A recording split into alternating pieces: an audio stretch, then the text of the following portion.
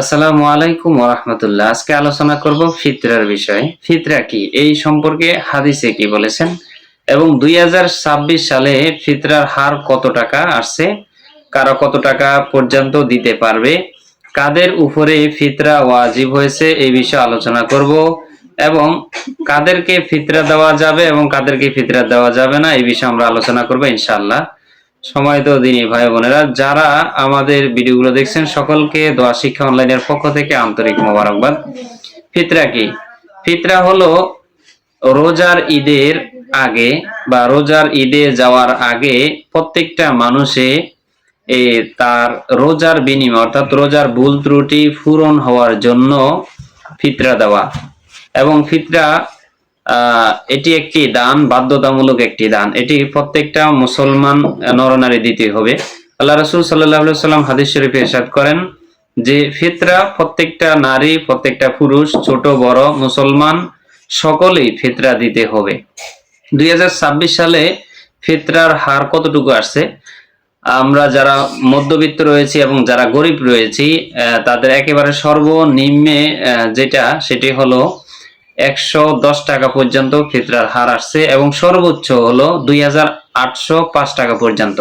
তো সুতরাং আমরা যারা নিম্নবর্তী বা গরিব যারা রয়েছি তাদের উপরও ফিতরা এটা দিতে হবে। ফিতরা আরেকটা কথা বলে নেই, ঈদের দিন যাদের উপরে রাতের খাবার প্রয়োজনীয় খাবারের চেয়েও যাদের সম্পদ বেশি হবে, খাবার বেশি হবে, টাকা পয়সা বেশি হবে, তাদের উপরেই এই ফিতরা দেওয়া ওয়াজিব এবং তারাই ফিতরা দিতে হবে। অর্থাৎ আমি মনে করি এমন কোনো লোক নাই যে ফিতরা দেওয়া ওয়াজিব না, প্রত্যেকটা মানুষের উপরে ফিতরা দেওয়া ওয়াজিব।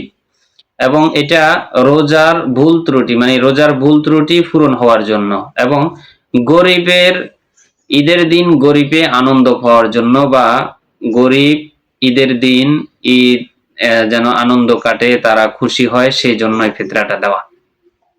তো এই ফিতরা 2026 সালে সর্বনিম্ন হার হলো 110 টাকা এবং সর্বোচ্চ হার হলো 2805 টাকা। এর ভিতরে আপনি 200 টাকাও দিতে পারবেন, 150 টাকাও দিতে পারবেন, প্রতিজনে 300 টাকাও দিতে পারবেন। এখন কারা দিবেন?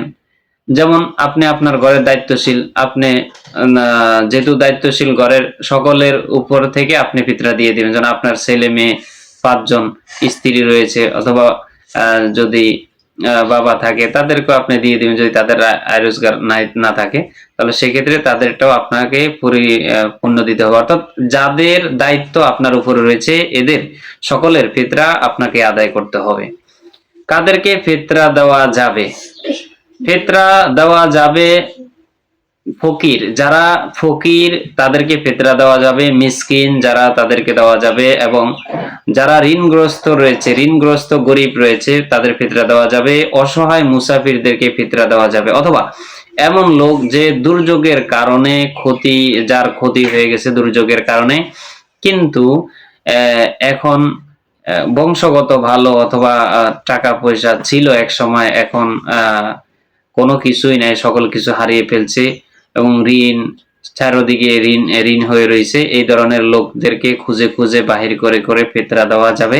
এবং যারা অন্যের কাছে হাত পাততে খুবই লজ্জাবোধ করে এবং যারা নিজের আত্মসম্মান চলে যাওয়ার ভয়ে অন্যের কাছে হাত পাতে না কিন্তু খুবই সংকটে দিন কাটাচ্ছে, এই ধরনের লোকদেরকেও ফিতরা দেওয়া যাবে।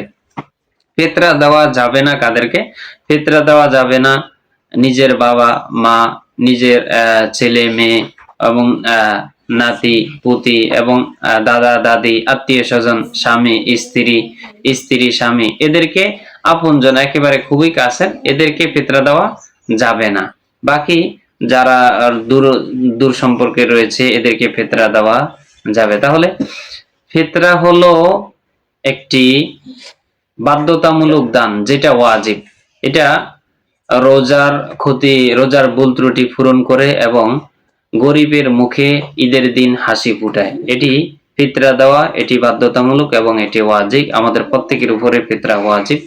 আল্লাহ তাআলা আমাদের প্রত্যেকে ধন সম্পদের উপরে বারাকা দান করুক এবং আমরা যেন প্রত্যেকে ফিতরা দিতে পারি। তবে একটা কাজ করবেন, যেমন আপনার 5 জন সদস্য রয়েছে অথবা 10 জন সদস্য রয়েছে, এই 10 জন সদস্যে মনে করেন আপনি যদি 200 টাকা করে দেন তাহলে সেখানে আপনার 2000 টাকা আসে। এই 2000 টাকা আপনি একাত্রে একজনকে দিয়ে দিবেন, অথবা আপনার সম্পদের পরিমাণ অনুযায়ী আপনার মনে করেন 10,000 টাকা অথবা 20,000 টাকা আপনার ফিতরা আসছে, এটি যে কোনো এক ব্যক্তিকে দিয়ে দিবেন।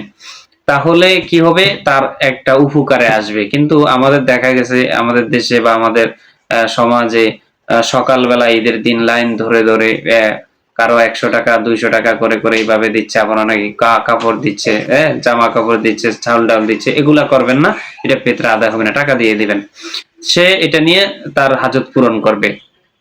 আরেকটা বিষয় হলো যে আমরা যেন কোনো ব্যক্তিকে ফিতরা দেওয়ার সময় ছবি অথবা অন্য কিছু না তুলি, তাদের আত্মসম্মানের উপরে যেন কোনো আঘাত না আসে, আমরা সেই দিকেও লক্ষ্য রাখবো ইনশাআল্লাহ।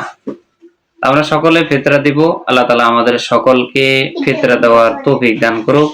আসসালামু আলাইকুম ওয়া রাহমাতুল্লাহি ওয়া বারাকাতুহু।